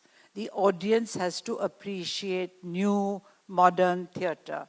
What is modernity in theatre? What is this new kind of theatre? So in many, many ways, every kind of class was always an open classroom. There might have been 20 students with him, but he would work out sessions in the evening so that people after work could come to attend. In Bombay, there were talks all the time. Even much before that, the theatre group began in drawing rooms. There were talks in people's drawing rooms, in Derek and B's drawing room, the Jeffries drawing room, on the Sayani's terrace at Chotu Terrace. There were small performances. So these people had no money, but they tried to use every available site for making this big leap. They were pushing themselves morning, noon, and night to create an atmosphere. So the audience was always invited to poetry readings, or audience was invited to lectures on different aspects of theatre. It would all be held in the evening. It would all be entirely free to play readings, etc., etc. And this went on, and of course, so everyone's furniture was used, everyone's homes were used as rehearsal spaces, and gradually then Alkazi feels, every time he feels, I've established this. And from this kind of homely cottage emporium, cottage industries kind of thing that's happening, you then graduate to Alkazi saying, I want a school, I want a building. This is going to be the theatre group school of dramatic arts. And he tries to put up a school. And the theatre group members do not agree with this idea of the school, the scene we played out. And then he anyway goes ahead and sets up a school at the Bombay Desai. And when he feels that the students are now prepared, they have had training under him, because everybody, like Alaknanda Samarth is a student, Vijaya Mehta is a student, Satyadev Dubey is a student, Kusum Haidar is a student. I'm naming only the people who became very well. Roger Pereira, who's sitting over here, was one of the actors with Alkazi in the many, many moons ago. And then he shifts he has the school, and then he builds on our terrace a theatre, which we have also talked about, and that becomes his repertory company. Now, these are all blueprints for Delhi. Alkazi is offered the directorship of Delhi long before he actually takes it up. And he is preparing himself to take over the National School of Drama. He takes nearly 5 years. He says, no, for 5 years, I'm not coming, I'm too young, I'm thinking about it. And then finally he goes to Delhi, but he has practiced this. He has put all this into motion. And the point is that once he gets to Delhi, he brings all his cosmopolitan ideas of Bombay to Delhi. And he now puts all those ideas into a national syllabus. So we are looking at somebody who's setting up a very liberal arts program. He's saying that we should study Greek theatre, we should study this theatre, we should study theatre from Japan, we should study our folk theatre. He's integrating on a national level. He is one of the pioneers of setting out a liberal arts program for the future. And he's setting that up. And he is doing it very consciously. Nothing is done just ad hoc. It's all planned. He plans it. But there is one, not quite a surprise element, but there's something that shifts in Delhi, yes, which is, he writes about this, it comes across in his drawings and paintings, and in, I don't know if anybody can see this, the cover of the translation of Andha Yog has all of these marvelous actors in your mother's costumes. Yes. There was a tremendous awareness of the presence of history sedimented in architecture. So Do you want to talk a little bit about, since we're Brechtian, we are aware that we should reveal our machinery. We have another 5 minutes on Yeah, stage. is it? Okay, yeah. But do you want to address this maybe as Say that again, sorry. a kind of gear shift in Alkazi's way of addressing theatre and its scale and context in terms of dealing with just the architectural Yes. memories of history? Yes. And then he seeks out Firozshah Kotla, the Right. Purana Kila, and that makes for a completely different sense of staging Well, and as he says, Delhi changed him entirely. Delhi, the cosmopolitanism of Bombay was on one level, but he said, I could not ignore the history. I'm living in a historic. He's very sensitive to his actual environment. It was nothing just passed him by. I mean, he actually, we may drive past all these monuments and not see them or not be aware of them. He says, oh, this is the history of this entire city. This is the history. There's Tughlaqabad. There is, the Qutub Minar. There is the Purana Killa, etc. And then he starts very, very, what should I say, deliberately selecting plays like Tughlaq to be done, selecting Andha Yug. Andha Yug is done with much deliberation because he says, I have to find out what is the value system of this, of how we think. He wants to get into the sort of nitty-gritty of understanding India. He feels that Delhi brings him closer to India. Not a westernized India, but a real India, he feels. And so he slowly, the history of the city, the past, the Mahabharat, is something which he delves into. He studies a bit of Sanskrit himself, and then he does Andha Yug many, many times. And he feels that this is one way of a larger audience. He says, coming into Opera House, how many people can really afford to come into Opera House? Sitting in Purana Killa, anybody can walk in there. And always the seats were, the tickets were always very, very cheap. So he loved the fact that, by my performing in Purana Killa and Firozshah Kotla, I will have these enormous, just the general masses coming to see my plays. And so he slowly, and I don't know if many of you know, but in 1969, for example, he did 52 readings of over 52 weeks of My Experiments with Truth for All India Radio. And that for him was, he felt he was reaching people. He felt that he was touching people. So Alkazi was always building an audience. He wanted to move away from an elitist audience, which came to English-speaking plays, move to Hindi, have a larger audience in Hindi. And from the city of Delhi, he wanted to move further outwards. And he started going into smaller towns.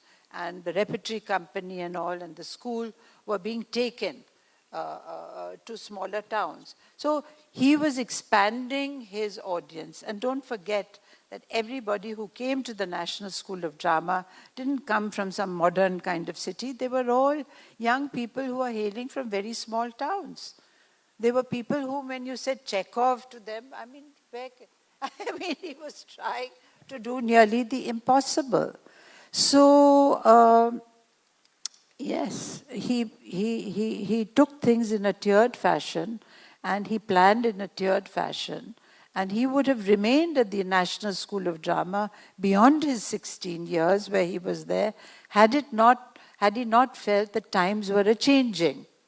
Times were a-changing, politics was a-changing. Already a sort of a narrow-mindedness, the Nehruvian period was over. The honeymoon was over. And he was lucky to be part of the honeymoon. But remains for us as a figure of inspiration to return to. And thank you very much for this marvelous book, Amal, and thank you for the conversation. Thank you. And Thank we'll you. segue I've into other enjoyed very readings. much. Thank you so much. It is 1972. Having relocated to Delhi, Alkazi has spent a decade as the director of the National School of Drama. Under his leadership and vision, the NSD has become an internationally recognized institution of great repute, producing a galaxy of some of the finest actors in the country. As a result, Alkazi is much sought after on Delhi's social scene. In this excerpt, he accepts an invitation to a Sunday lunch. Chapter 38, Alkazi ousted. Being part artist, part clown, part military general, or even a monk by temperament, my father's protests against the establishment took many interesting forms, ranging from the aggressive to the absurd and even hilarious. It was during these years, when my father's reputation had become larger than life, that he was invited by Dr. Pran Talwar and his lovely wife Raksha to a Sunday luncheon. The Talwars were hosting several internationally acclaimed immunologists at the All India Institute of Medical Sciences, and they invited their artist friends to join them. Wishing to make it a casual sort of occasion, Dr. Talwar's invitation read, "Bush shirt only."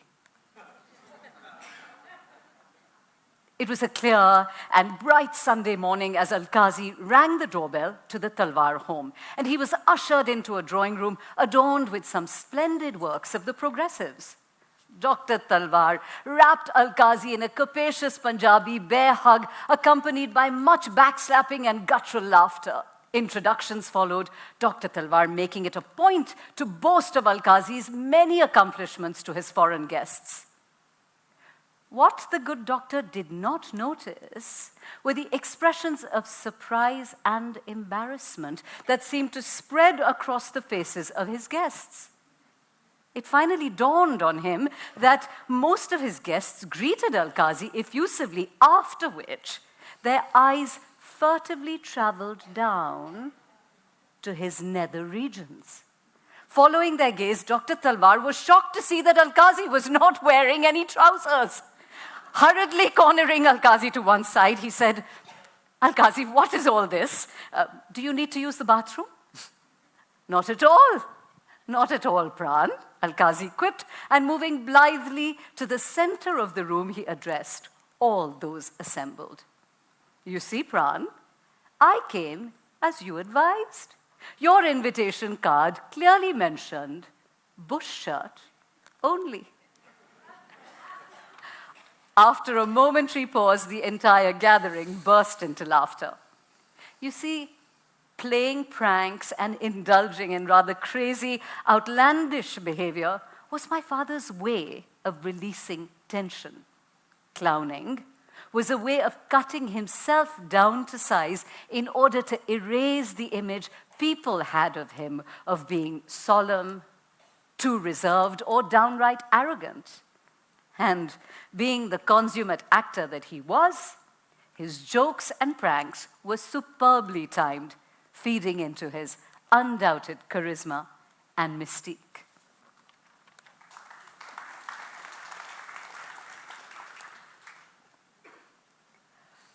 Roshan has now come into her own and become the director of one of Delhi's leading art spaces, the Kunika K-Mold Art Gallery.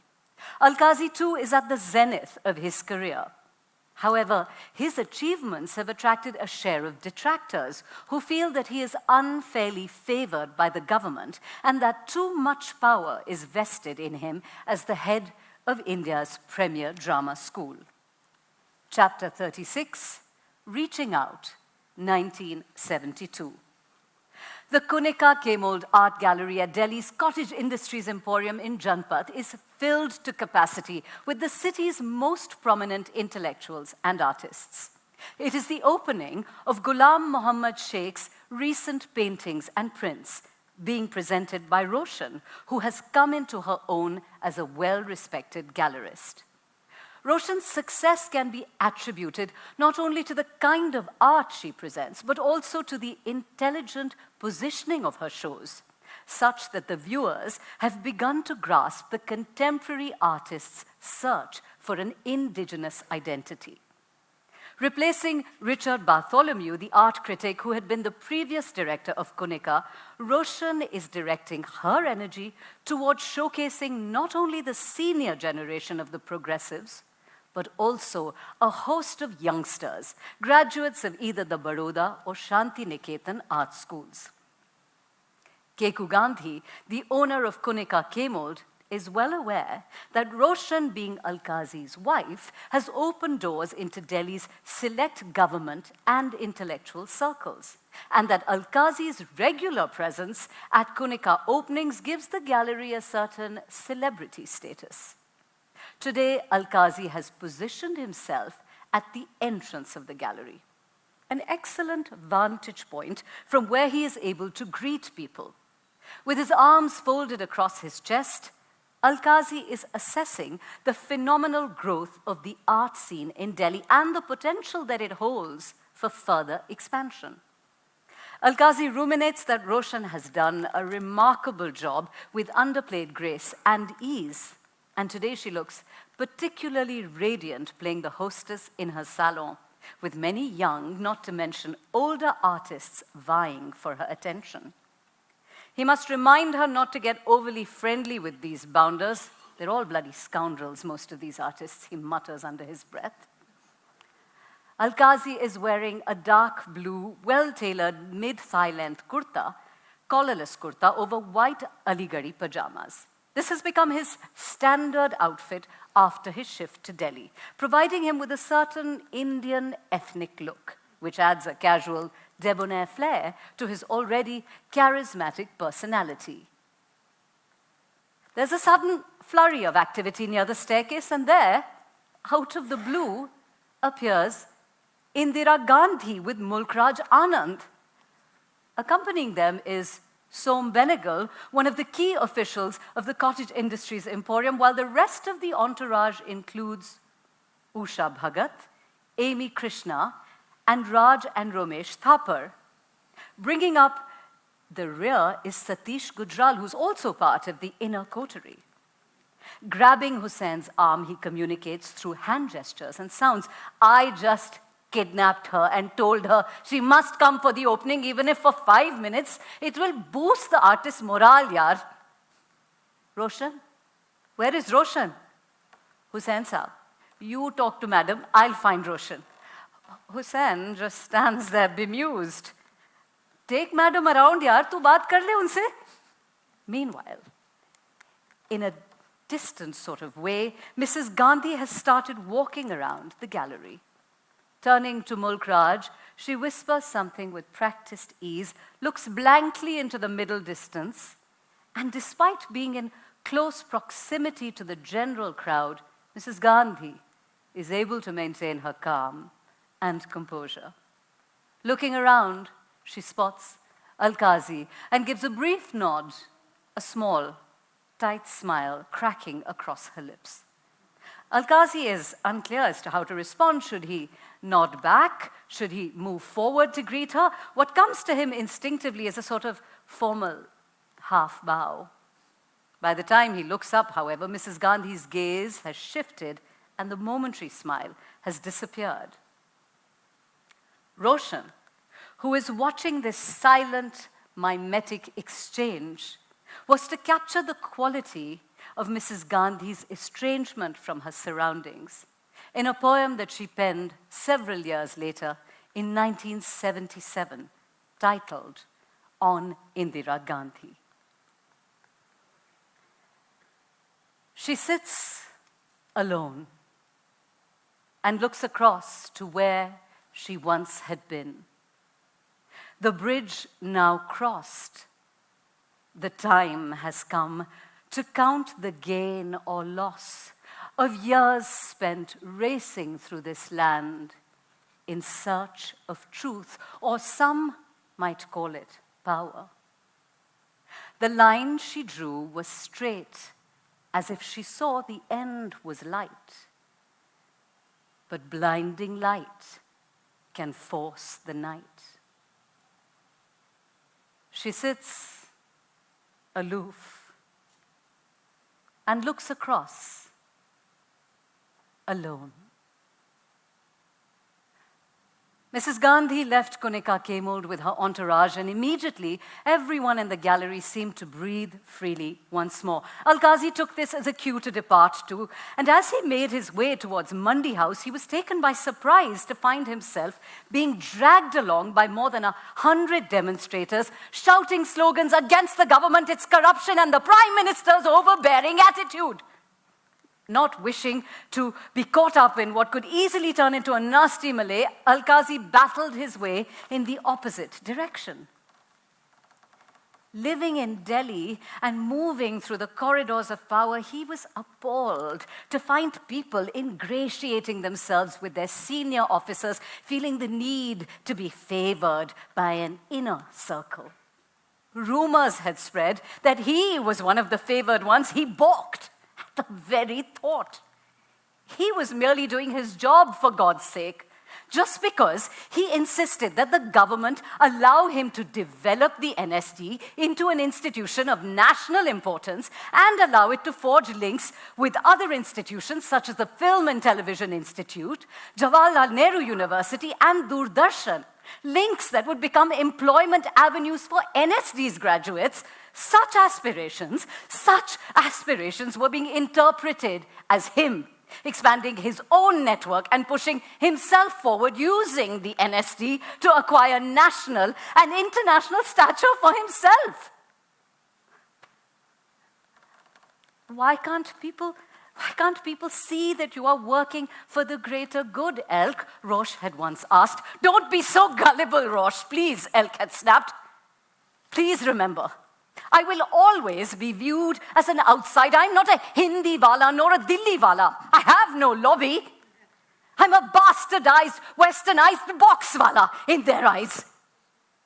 They're just upset that I have made it to the national level by sheer dint of my hard work and merit. Bombay has an altogether different work ethic and culture.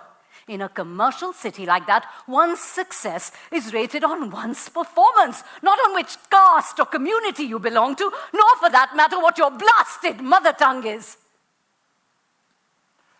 This was a difficult period for my father. He frequently complained of feeling let down and listless, his previously buoyant spirits and optimism flagging. He also often complained of being unable to sleep well at night and experiencing terrifying nightmares.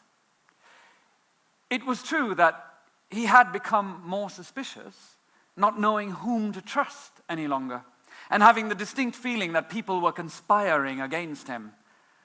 A kind of paranoia had set in, and it began to be said that he carried his resignation letter in his pocket at all times, threatening to leave the institution at a moment's notice. Pushing such thoughts aside, Alkazi crossed the lawns towards the new theatre he had built at NSD, also called Meghdut, for a rehearsal of Tughlaq. It was an unusually late after-dinner rehearsal, as they were barely a week away from opening night. Alkazi took this opportunity to remind the cast, especially Manohar Singh, who was playing Tughlaq, about aspects of the character that needed to be highlighted, the trials and opposition that a visionary leader faced while trying to function within a corrupt political scenario, not unlike the one that Alkazi currently felt himself trapped in. The kind of impact the play should make on today's audience largely depends on the manner in which the central character is played. Manohar, there is a thin line that separates lunacy from genius. Play Tughlaq rationally, not emotionally, otherwise Tughlaq will come across as a madman, as a self-serving lunatic. Manohar nodded, a pensive look on his face as he tried to absorb what his director was suggesting. The entire cast was listening with rapt attention. At such moments, Alkazi was confident that he had succeeded in forging a bond with his students. These were mostly youngsters from small towns and villages who had decided to dedicate themselves to the art of theatre. He felt morally bound to nourish and nurture them and bring about a change in their lives, their circumstances, and their intellectual growth. He was convinced that these were the people who mattered. They were the future. They would stand by him and stand up to those carping, petty-minded critics so keen on bringing him down. This particular cast of Tughlaq had some of NSD's most brilliant actors, each painstakingly trained by Alkazi himself. There was Manohar Singh playing Tughlaq. Surekha Sikri and Uttara Baukar were doubled up as Soteli Ma. Nasruddin Shah as the Machiavellian Aziz. Rajesh Vivek Upadhyay as Najib, and Om Puri as Barni. In years to come, younger repertory members, including Pankaj Kapoor, K.K. Rena, Vijay Kashyap, Raghubir Yadav, and many more, were to become part of this production. Okay, let's start in 10 minutes. No wasting any time. From the top, actors begin to scramble and take their positions backstage. Meanwhile, Alkazi goes striding up the steps of the Meghdut Theatre and sits at the topmost level of the auditorium. By now, Rosh has arrived at Meghdut. She has designed the costumes based on her meticulous research of the medieval period. She sits down quietly at some distance from Elk, taking out her notepad and pencil to make notes. The third bell rings. The lights dim in the auditorium and come up on stage. The opening crowd scene. Alkazi feels the crowd needs to spread out further compositionally, but restrains himself from interrupting the run-through. Tughlaq enters with his entourage to address the populace. There seems to be a lot of fumbling regarding positions. A few actors even trip on the stairs in their long robes. Unable to restrain himself any longer, Alkazi stands up. "Continue while I rearrange you. Don't stop." Alkazi rushes down to the stage and begins to move actors around, placing them across multiple levels to create arresting stage pictures of singles and groups. This is his forte, which comes directly from his study of compositions, especially of large history paintings. He returns to his seat and makes a few notes, never allowing his focus to move away from the stage. He signals for Rosh to join him.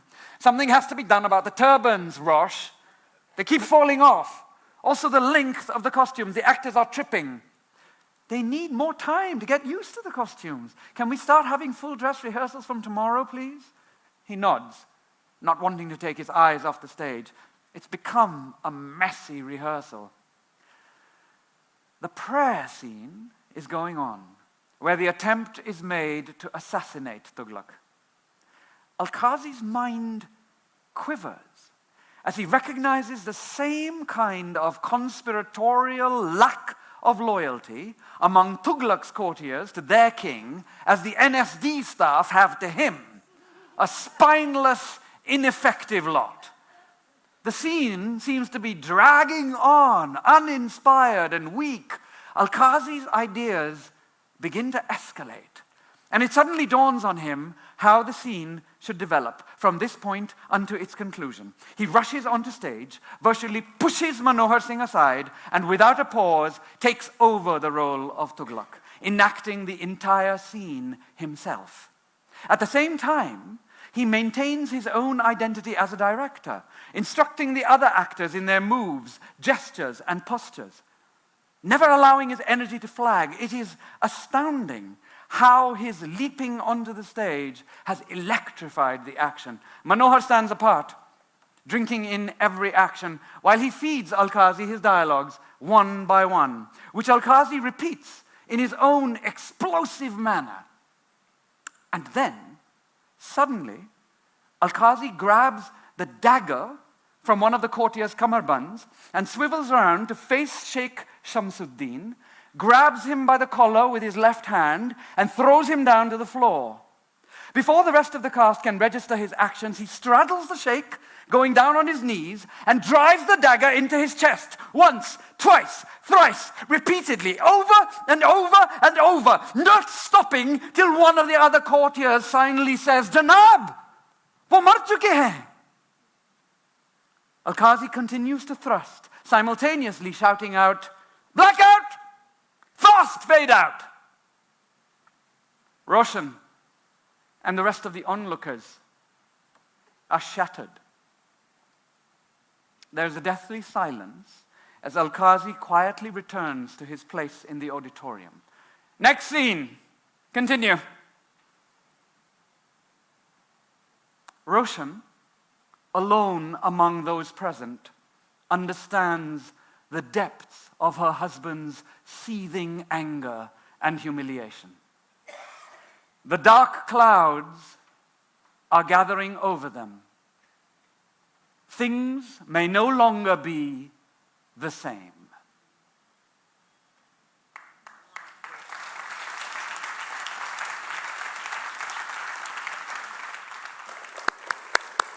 Thank you, Sonam and Rehan, for transporting us back into the life and times of Ebrahim Alkazi. It was wonderful. As we come to the close this evening, thank you guys for being patient. I know it's been a long evening. I encourage you to just stay in your seats for a few minutes longer. It is now my pleasure to invite our distinguished guest, playwright and screenplay writer, Mahesh Elkunchwar, to the stage to officially launch the book. Unfortunately, Mr. Benigal could not be with us today. He sends his good wishes. I'd also request Quasar to join us. And as they make their way to the stage, I'm going to do my vote of thanks to make up for the time. Amal, your book was a masterful chronicle, come on, capturing the essence of Ebrahim Alkazi. And not every show at the Royal Opera House is very expensive. Many of them are free. Ranjit, great to have you back. You know, it's always fun collaborating with Ranjit. He's such an excellent moderator. You know, I've seen Sonam in a new avatar today, and so you have to come back in this and the Sufi Gospel. Rehan, always welcome back. We have Q from Literature Live. I know Amy couldn't come up just now. Penguin Random House, Opera House team, and the Avid Learning team. Aisha, great job managing this project. Amal will be signing books post this in the audience, so don't forget to get a copy and get it signed. Thank you all for joining us. I think I have to launch the book.